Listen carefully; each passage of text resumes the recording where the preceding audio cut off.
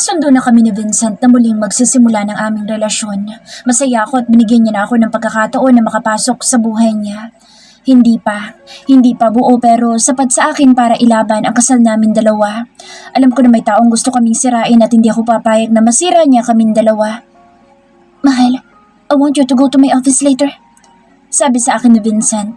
Nakahiga pa ako sa kama at siya naman ay naghahanda na para pumasok sa kanyang opisina. Okay po, mahal. Anong gusto mo lunch? Para yun ang lutuin ko. Sagot ko. Gusto ko ng kaldereta at bulalo, mahal.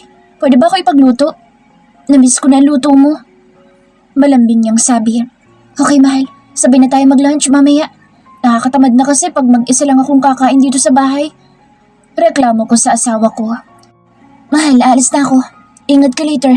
Pagpunta mo ng office, sinabihan ko na din si Mang Celso na huwag mag-drive ng mabilis. Tumayo na ako sa kama para maihatid ang asawa ko sa labas. Nasanay na akong ihatid siya tuwing umaga sa may pinto. Pagkaalis ni Vincent ay inilabas ko na din ang aking mga kakailanganin sa pagluluto. Bulalo at kaldereta ang request niya kaya yun ang iluluto ko. Habang pinapalambot ko pa, ang baka ay naglinis muna ako ng bahay. Lumabas din ako sa may garden para magdilig ng halaman. Habang nagdidilig ako ay may nakita ko lalaki na pilit na dumudungaw sa may bakod. Kuya, anong ginagawa mo dyan? Malakas kong sigaw. Lalapitan ko sana siya na bigla na lang itong nagmamadaling umalis. Naglakad ako papunta sa guardhouse at sinabi ko sa kanila na may nakita ko lalaking sumisilip sa bakod. Agad naman nilang inikot ang buong paligid pero wala silang nakita. Baka napadaan lang po yun, ma'am. Madalas po kasi ganyan, lalo na yung mga boy, banda dyan sa dulo. Kapag may nakikita ng magandang bahay ay sinisilip po nila. Sagot sa akin ng gwardya. Hindi ko na pinansin at bumalik na ako sa loob ng bahay. Dumiretso na ako sa kusina at tinignan ang pinapalambot kong baka na pambulalo. Maga ako magluluto para may oras pa akong maligo pagkatapos ko. Hinanda ko na rin ang mga kakailanganin kong sangka para sa beef kaldereta na iluluto ko. Naghiwa na ako ng patatas, carrots at bell pepper. Hinanda ko na din ang mga sibuyas, bawang, paminta at mga pampalasa. Nagsimula na ako magluto. Pinagsabay ko na sa 2 kalan ang bulalo at kaldereta. Nagsalang na din ako ng kanin sa rice cooker. Habang pinapakuluan ko ang bulalo, ay prinito ko naman muna ang patatas at carrots. Ganito ako magluto ng kaldereta. Nang maprito na ang gulay ay tinanggal ko na ito sa kawali at itinabi. Saka naman ako nagisa ng bawang at sibuyas. Saka ko na inilagay ang karne ng baka. Naglagay na din ako ng liver spread, tomato sauce at isunod ko na ang mga pampalasa at ang huli ay nilagyan ko ito ng siling labuyo at binudbura ng melted cheese. Halos sabay nang naluto ang 2 ulam na niluluto ko. Inayos ko na mga Tupperware na lalagyan ko. Dinagdagan ko ang ulam na inilagay ko at kanin at baka may bisita si Vincent na gusto ding matikman ang luto ko. Kaya pinasobrahan ko. Nang maayos ko na ang baon niya, umakyat na din ako sa silid namin. Lumipat na nga pala ulit ako sa kwarto ng asawa ko simula na magkaayos kaming dalawa. Binilisan ko ng ayusin ang sarili ko dahil mag-alas 11 na ng umaga. Kailangan bago mag-11 ay nakaalis na kami ni Mang Celso para makaabot ako sa lunch break ni Vincent. Nagmamadali na ako lumabas ng bahay. Nakaabang na sa akin si Mang Celso sa tapat ng main door. Sinalubong niya na ako at kinuha ang bitbit ko. Sa kanya ako pinagbuksan ng pinto ng sasakyan. Tara na po, Mang Celso. Baka naghihintay na po sa atin si Vincent. Agad niya nang pinaandar ang sakyan. Habang nasa biyay, nag-uusap kaming dalawa. Mang Celso, ilan na po ang anak ninyo? Curious kong tanong. 3 po, ma'am. Isa po ay nasa college na ngayon. Ang pangalawa naman po ay high school at ang bunso po ay nasa grade 6 na. Wow, kunti na lang po pala. Makakapagpatapos na po kayo sa kolehiyo. Ako po kasi high school lang natapos. Kwento ko kay Mang Celso. Hindi naman po hadlang ang edad para makatapos po tayo sa pag-aaral. Ang iba nga po matanda na. Nasa elementary pa lang. Kung may pagkakataon po kayo, ma'am, mas maganda po kung makakabalik kayo sa pag-aaral. Payo sa akin ni Mang Celso. Pangarap ko ding makapagtapos sa pag-aaral pero hindi kasi ito ang priority ko noon, kundi ang kumita ng pera para sa pamilya ko. Pero ngayong may asawa na ako ay maayos naman na ang buhay ko. Gusto kong muling bumalik sa pag-aaral. Bata pa ako at alam kong kakayanin ko naman. Pagkapanganak ko at kapag medyo okay na ang baby ko, kakausapin ko si Vincent para makapag-aral ulit ako. Hindi nagtagal ay nakarating na kami sa tapat ng pag-aaring building ng aking asawa. Inalalayan ako ni Mang Celso na bumaba at iniabot sa akin ang mga Tupperware na naglalaman ng lunch ni Vincent. First time kong pumunta dito sa office niya kaya hindi ako kilala ng mga empleyado dito. Naglakad ako papunta sa entrance. Papasok na ako na bigla akong harangin ng guard. Ma'am, saan po kayo pupunta? Tanong sa akin ng guard. Maghahatid po ng lunch sa asawa ko. Nakangiti kong sagot. Sino po bang asawa mo, ma'am? Muli niyang tanong. Si Vincent Gomez po. Nahihiya ako namang sagot. Nagpaalam sa akin ng guard at may pinuntahan siya sa loob. Pagbalik ay may kasama na siyang isang babae. Mukha itong matare at mukhang nakakatakot ang mukha. Miss, sino daw hinahanap mo? Tanong niya sa akin. Ma'am, hahatiran ko lang po sana ng baon ng asawa ko. Hinihintay niya na po kasi ako. Magalang kong sabi sa babae na nasa harapan ko. Sigurado ka po ba na si Sir Vincent ang asawa mo? Baka naman nagkakamali ka lang. Sa tingin mo ba papatulan ka ni Sir? Pangiinsulto niya sa akin. Totoo pang sinasabi ko. Wala naman ako mapapala kung magsisinungaling ako. Giit ko sa kanya. O buti pa umalis ka na. Doon ka sa ibang lugar manggulo, wag dito. Pag hindi ka umalis, mapipilitan ako ipadampot ka sa polis. Pananakot niya sa akin. Ma'am, pwede mo po bang tawagan sa Vincent? I-confirm mo pa sa kanya na asawa niya ako. Hindi ako aalis dito dahil hinihintay ng asawa ko ang lunch niya. Naiiyak ko nang sabi sa kanya. Kilala ko kung sino ang girlfriend ni Sir Vincent at hindi ikaw yun. Kung akala mo maluloko mo ako, nagkakamali ka. Kuya, tumawag ka na nga ng pulis. Pakisabi may baliw na nanggugulo dito. Utos niya sa guard. Ma'am, hindi po ako baliw. Totoo po sinasabi ko. Papasukin niyo na po ako at mag-aalas 12 na. Giit ko pa din sa kanya.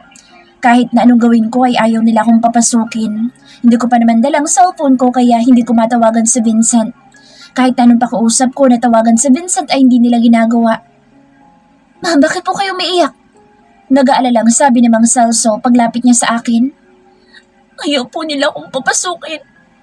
Hindi po sila naniniwala na asawa ko ni Vincent. Parang batang sumbong ko kay Mang Celso. Ma'am, totoo po sinasabi niya. Siya po ang asawa ni Boss Vincent. Driver po nila ako.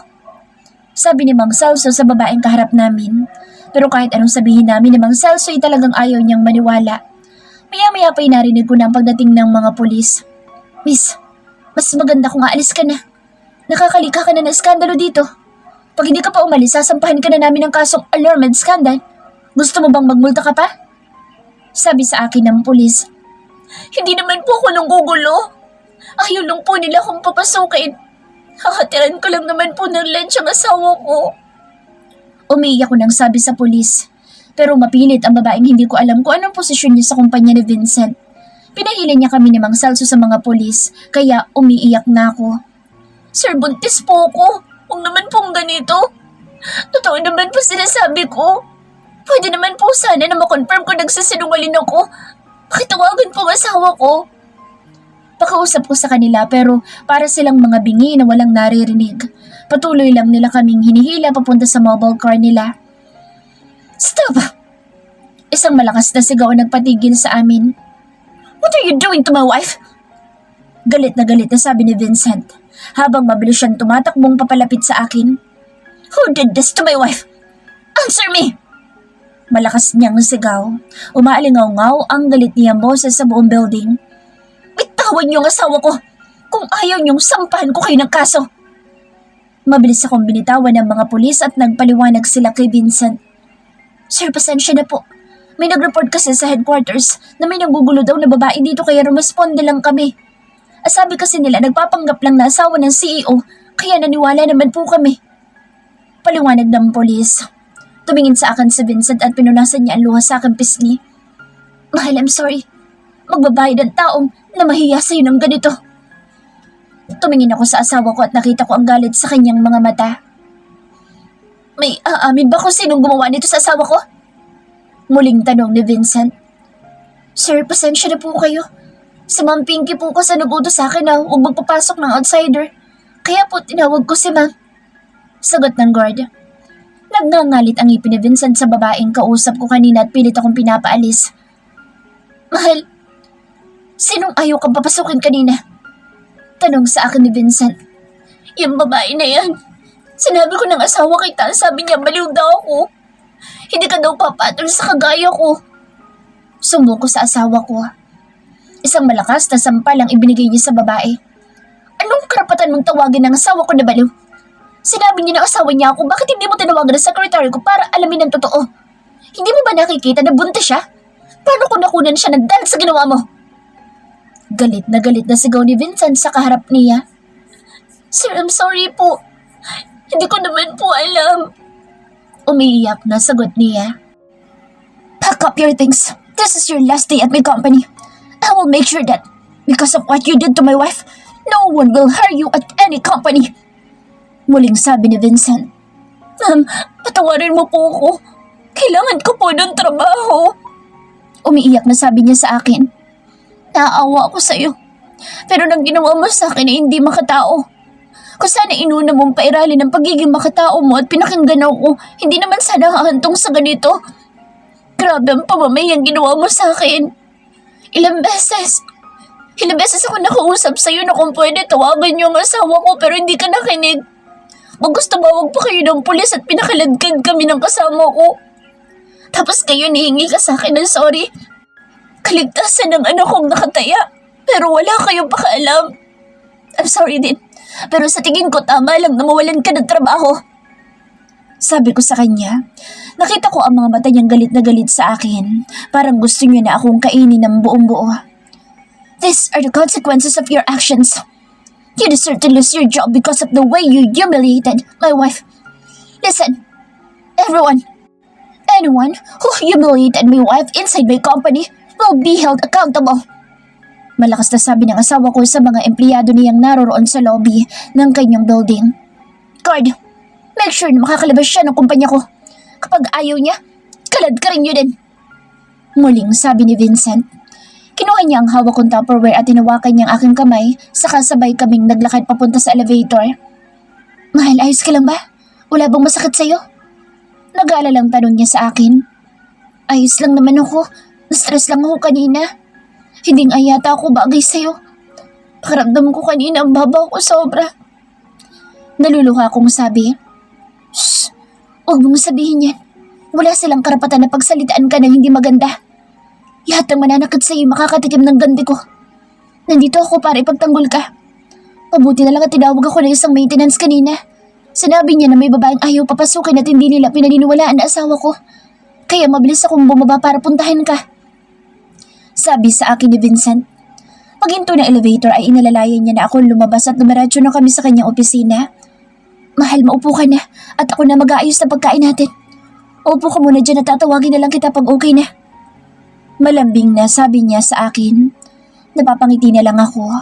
Ang laki na ng pinagbago ni Vincent. Masaya ako dahil pinaalam niya na sa mga empleyado niya na ako ang asawa niya.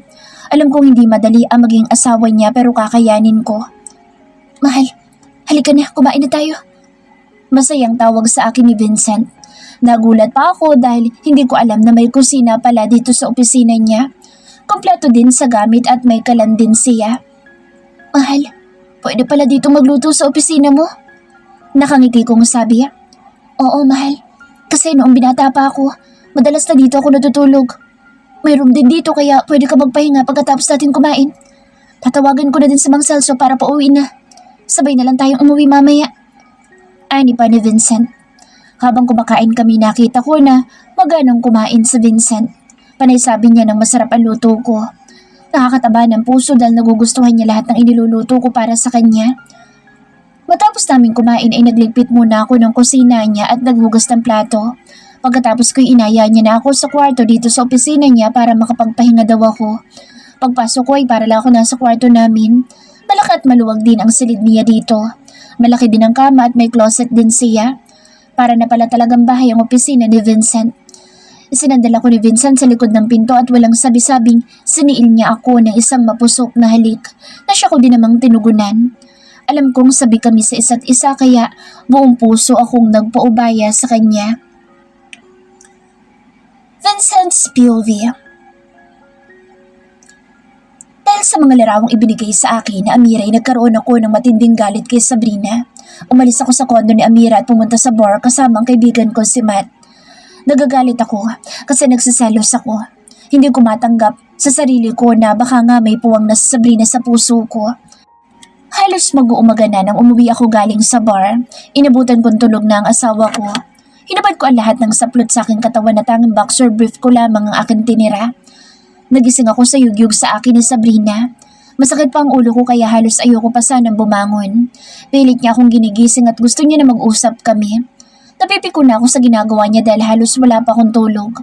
Para siyang investigador at pati kung saan ako nanggaling kagabi gusto niyang malaman. Napilitan ako magsinungaling at sinabi ko may kinausap akong investor. Investor? Nagli-lipstick din ba ngayon ng mga lalaki? Sarkastiko niyang sabi sa akin. Bakit amoy pabango ng babae itong polo mo? Parang investigador na tanong niya sa akin. Naalala ko na ang sinasabi niyang lipstick. Pilit akong hinahalikan kagabi ni Amira.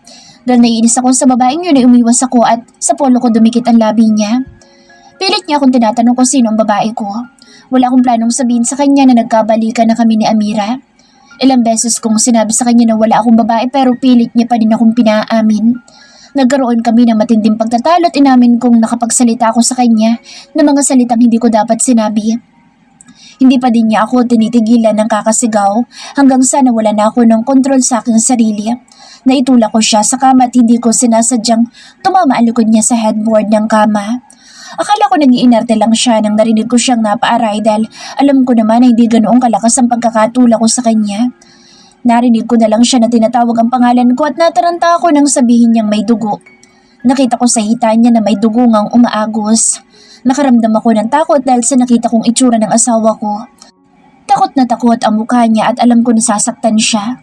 Mabilis ako nagbihis at kinuha ang susi. Saka ako siya binuhat palabas ng aming silid papunta sa sasakyan. Itinakbo ko siya sa ospital. Hindi ko alam kung paano ko siya pakakalmahin. Kasalanan kong lahat ng ito. Kapag may nangyari sa anak namin, hindi ko mapapatawad ang sarili ko. Pagdating namin sa ospital ay dinala ko siya kaagad sa emergency.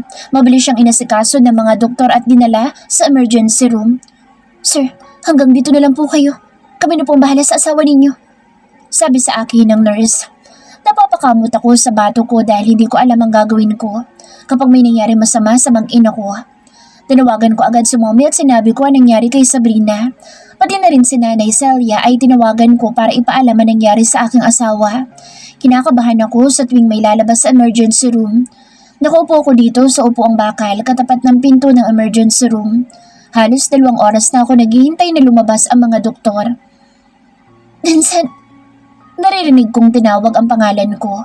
Hindi ko na malaya na dumating na si mommy at daddy. What happened to your wife, son? Nag-aalalang tanong sa akin ni daddy. She's bleeding, Dad, and it's my fault. We had a fight and I accidentally pushed her. I said crying. Nilapitan ako ni mommy at isang mahigpit na yakap ang ibinigay niya sa akin. Huwag mo nang isipin yan. Ipagdasal natin ang asawa mo na sana'y maging ligtas sila ng anak ninyo. Normal sa mag-asawa mag-away, but make sure na pagtapos ng away ninyo, magkakaayos din kayo. Kung ano man ang pinag-awayan ninyong dalawa na umabot sa ganitong aksidente, sana may mapulot kang aral, anak. Ang babae minamahal, hindi yan sinasaktan kahit gaano ka pa kagalit. Sabi sa akin ni Daddy. Ngayon ko pinagsisisihan ang aking ginawa. Maging ligtas lang mag-ina ko ay gagawin ko ng tama ang lahat. Makikipaghiwalay ako kay Amira at susuportahan ko na lang ang magiging anak naming dalawa. Hindi rin naman nagtagal ay lumabas ng attending physician ng asawa ko. Sino pong asawa na pasyente? Tanong ni Doktora Malvar. Ako po, Dok. Kamusta na pong asawa ko? Tanong ko kay Doktora Malvar.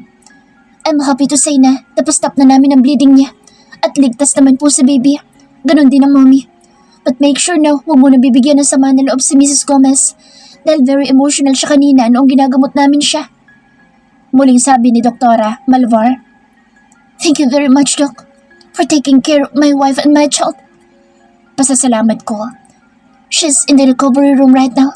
Hintay lang natin siyang magising at pwede niyo na siyang ilipat sa regular room. Inasikaso ko agad ang magigisilid ng asawa ko. Ikinuha ako ng presidential suites para mas maging komportable siya, pati na rin ang mga bisita niya. Nagpaalam din muna ako kay mommy na bibili lang ako ng pagkain para sa asawa ko. Tsak na gutom siya pagkagising niya. Habang nasa sasakyan ako at nagdadrive papuntang supermarket ay tumunog ang telepono ko. Hello? Bungad ko. Babe, kailan ka pupunta dito? I miss you na. Malambing na sabi ni Amira. Huwag muna ngayon, Amira. Nasa ospital si Sabrina. at kailangan ko siyang bantayan. Sagot ko sa kausap ko sa kabilang linya. Puro ka na lang, Sabrina. Sabrina, paano naman kami ng anak mo? Galit na sigaw sa akin ni Amira sa telepono. Parang natanggal ang eardrum ko sa lakas ng sigaw niya sa akin. Pwede ba, Amira? Please, try to understand that Sabrina's my wife. Inis ko ding sabi sa kanya. Kailan mo ba kasi siya hihiwalayan? You promised me na hiwalayan mo siya at tayong dalawa magsasama. Galit pa din na sabi ni Amira. Hindi naman kasi ganoong kadali na basta na lang hiwalayan ang asawa ko. Sa tingin mo ba pag nalaman niya na ikaw ang babae ko, ikatutuwa niya? Baka i-demanda pa tayong dalawa. Pananakot ko sa kanya. Wala akong pakialam kung magdemanda siya. Ang akin gawin mong obligasyon mo sa amin ng anak mo. Kung hindi ka pupunta dito, kung pupunta dyan sa ospital, wala akong pakialam kahit bakunan pa yung asawa mo. Galit na sigaw ni Sabrina sa kanya ako binabaan ng telepono. Wala akong nagawa kundi puntahan sa Amira sa kondo niya. Pagdating ko sa condo building niya ay dumiretso agad ako sa elevator at pinindot ang floor kung saan nandoon ang unit niya. Pagbukas ng elevator ay may isang lalaki na kasombrero o munti ko pang mabunggo. Sorry boss. Hingim pa umanhin ko. Nginisian niya lang ako at hindi ko gusto ang pagkakatitig niya sa akin. Binaliwala ko na lang at naglakad ako papunta sa unit na Amira.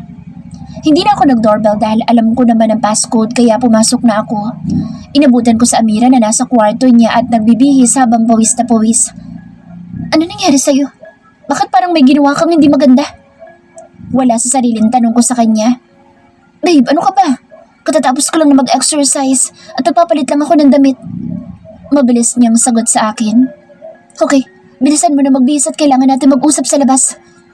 Utos ko sa kanya saka ako nauna nang lumabas ng silid niya. Hindi naman nagtagal at lumabas na din siya. Babe, you want coffee or juice? Alok niya sa akin. Huwag ka na mag-abala, pumunta lang ako dito para makapag-usap sa'yo. Seryosong sabi ko sa kanya. Okay, sasabihin mo na ba sa akin na lumipat na sa bahay mo at magsasama na tayo? Wala namang problema sa akin yun. Kahit ngayon, pwede na ako sumama sa'yo. Malambing na sabi sa akin ni Amira. No, hindi yun ang ipinunta ko dito. I know this is my mistake. May asawa na ako. Dapat hindi na ako pumayag na makapagbalikan sa'yo.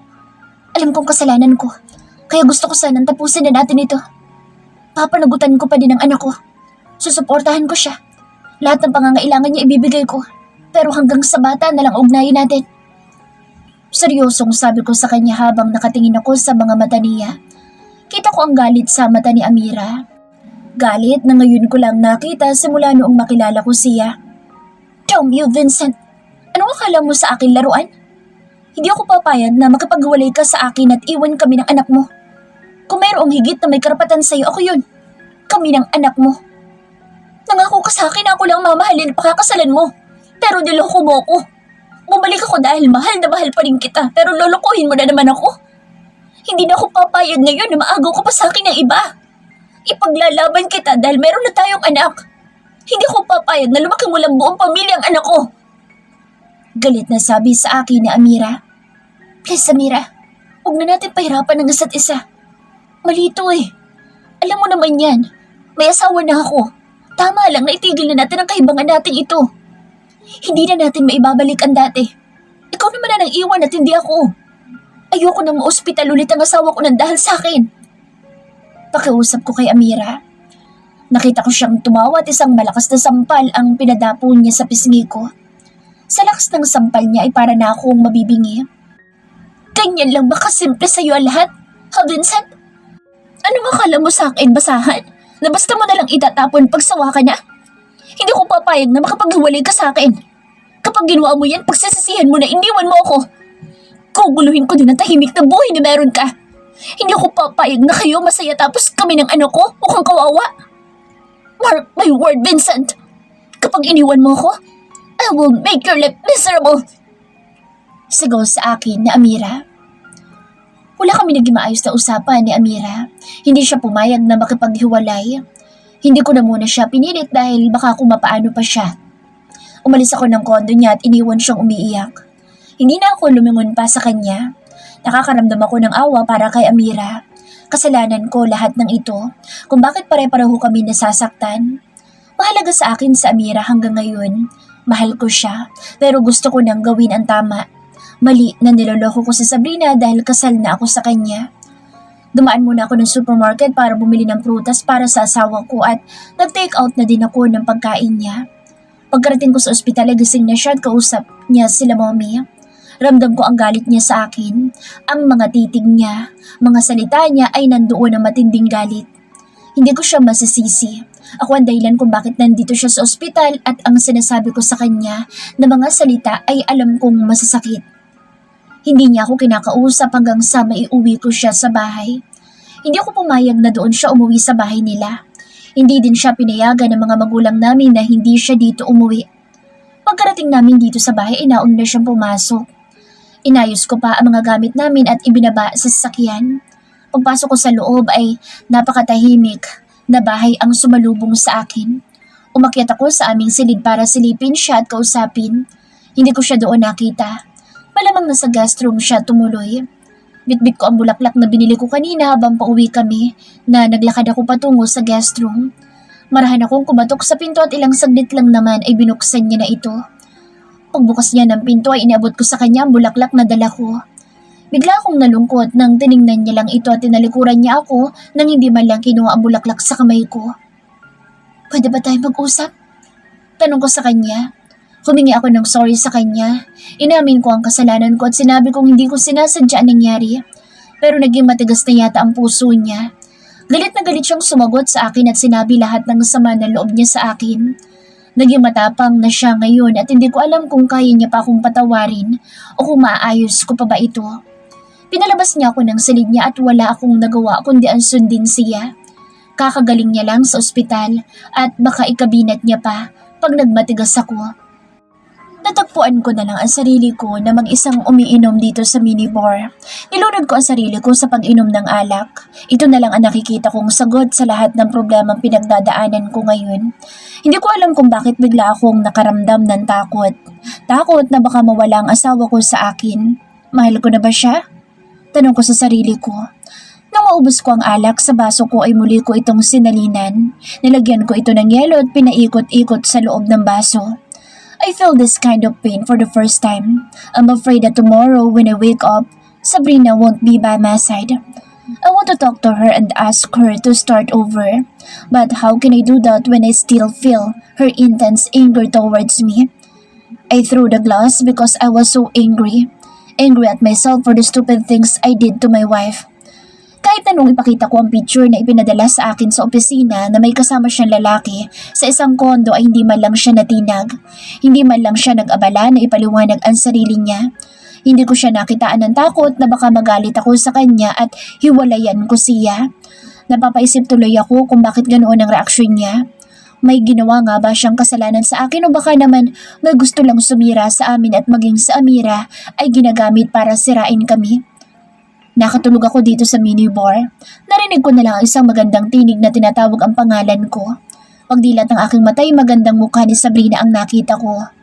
Hindi ko na pinalagpas ang pagkakataon na kausapin siya at makipag-ayos. Nung unay matigas pa siya at ang isang kinatatakot ko ay ang sabihin niyang makikipaghiwalay na siya sa akin. Shit, hindi ko pala kaya na iwan ako ng asawa ko. Mariin kong tinutulan ang gusto niya at nakipag-usap ako sa kanya ng masinsinan.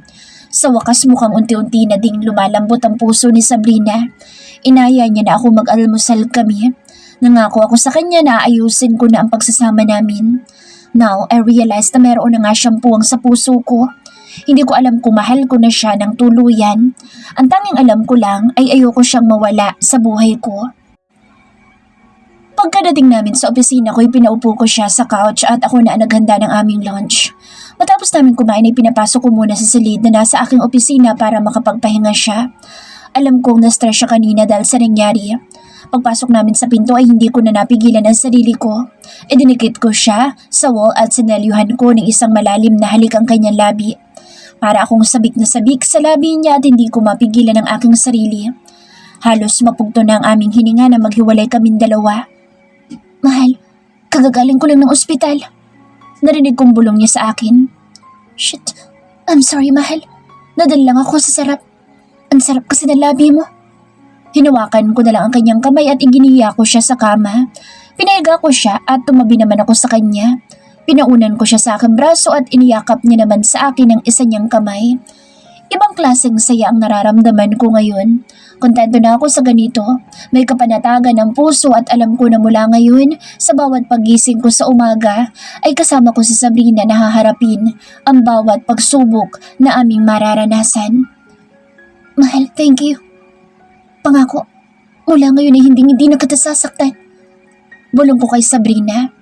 Pagtingin ko sa kanya, nakita ko na siyang mahimbing nang natutulog. Hinalikan ko na lang siya sa labi bago ako marahan na tumayo para tapusin ang trabahong naiwan ko.